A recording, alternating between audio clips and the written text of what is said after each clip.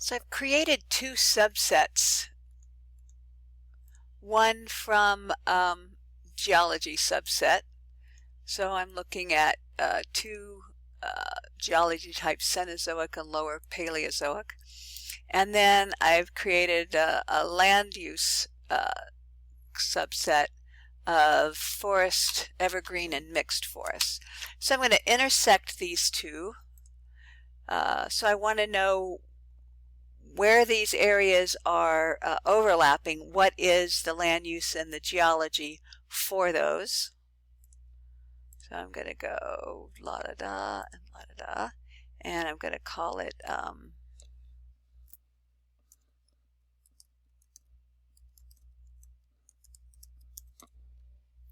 okay.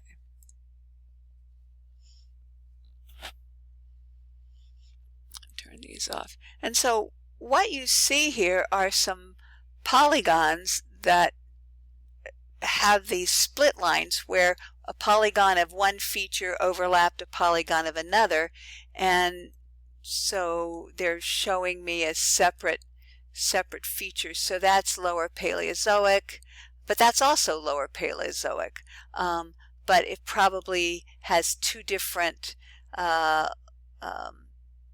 land use. So there's evergreen forest and mixed forest. So I really I know it's one of the two, and so I just want to get rid of those polygons, because right now I've got 22 polygons by that intersection, when originally my this one had 26 polygons, and that one, oops, wrong. And the geology had 15 polygons. So I could dissolve some of these geometries that are coincident. So I'm going to go ahead and use the dissolve tool. I'm going to input this. And I could dissolve on a field type if I wanted, but I just want to have one polygon for each. But I also want to, I'm going to leave this for now, and I'm going to just call that, go ahead and say OK. And you notice now I got rid of those, I joined basically, or merged those polygons together. And oh wait, what the hell? Yeah, because what this now has done is created what they call a multi-part feature. If I tried to edit this, if it will even let me edit today, where did my editor go? Are you over there? No. Where did my editor go?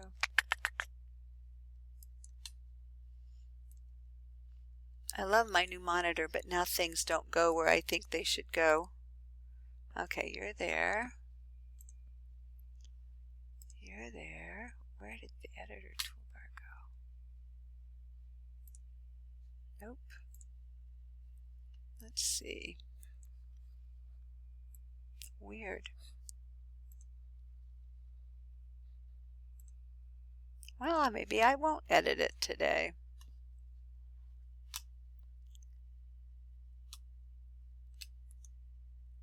Let's just turn that on. There it is. Okay. Start editing. And I want to edit this thing. If I were to start editing, and I think I have to turn on advanced editing, and I were to select this, you can still see those polygons together. And look at that X. What that means is ArcMap has created this to look like one giant polygon. So what I should have done,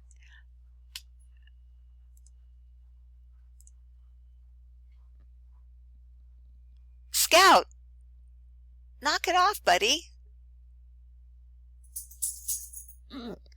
Okay, what I should have done, I'm going to try to dissolve this and click the correct button. So I'm going to dissolve it on one. There we go. And here I want to uncheck the multi-part feature.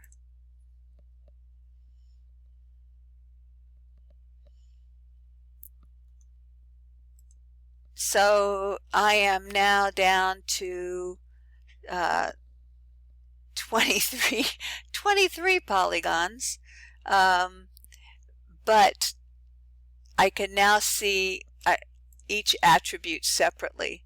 So if I were trying to calculate area based on the original data, the intersect,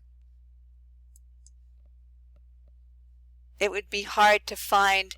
I might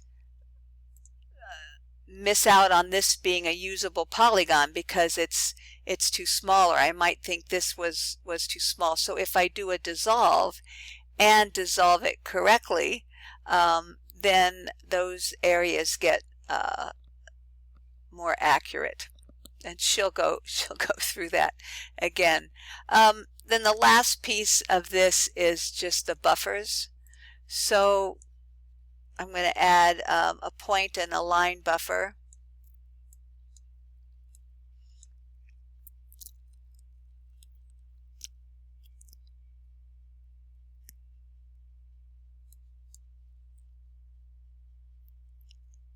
Okay.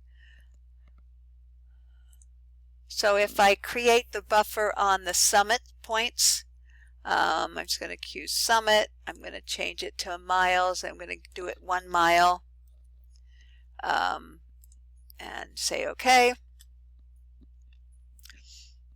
My buffers overlap, and that might be fine because I might want to actually export just a couple of the buffers separately.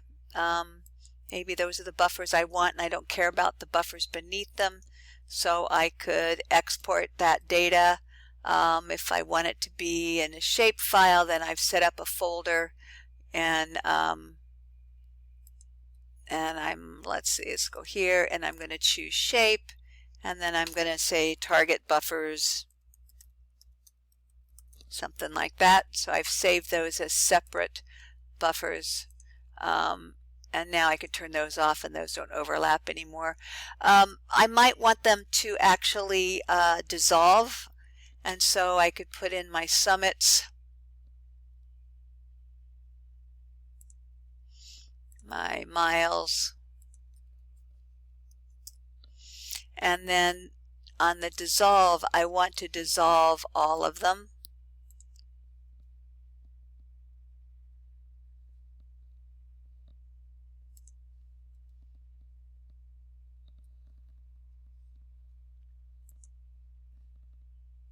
Oh, rats. You know what I had? I had those.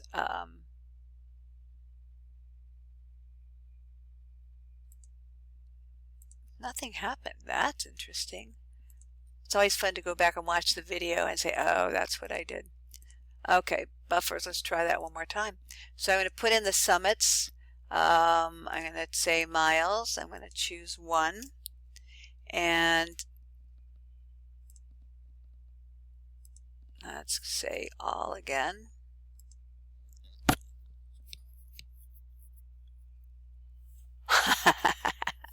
All right. Aha. So for some reason that did not go to miles, but it went to meters. So that's a 1 meter buffer around around that thing. All right. I wonder if you I was pretty sure I hit miles 1. Wow. Dissolve all, la la la. Buffer 5. This is why it's a really good idea to kind of mark what you've, there we go. So when you dissolve them, then those buffers that overlap actually coalesce and you have a merged feature. Where that can become really important is buffering linear features. So I'm going to buffer these streams. Actually, I'm just going to buffer a couple of the streams because, yeah, whatever. I'm just going to select a a couple of the streams here. Okay.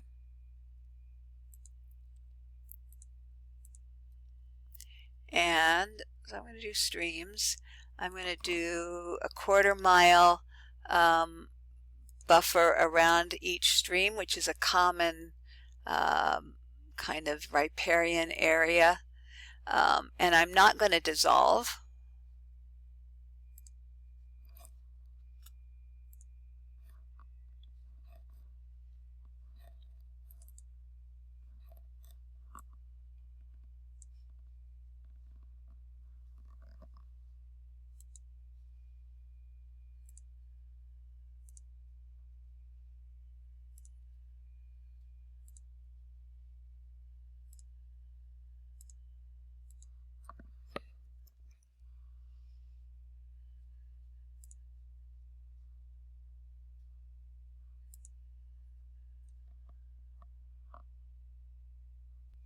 Looks dramatically different from this. My area is a lot less, so let's see what the difference is actually. And I think this is square meters. So that's a huge difference in area, so could lead to a lot of incorrect data values.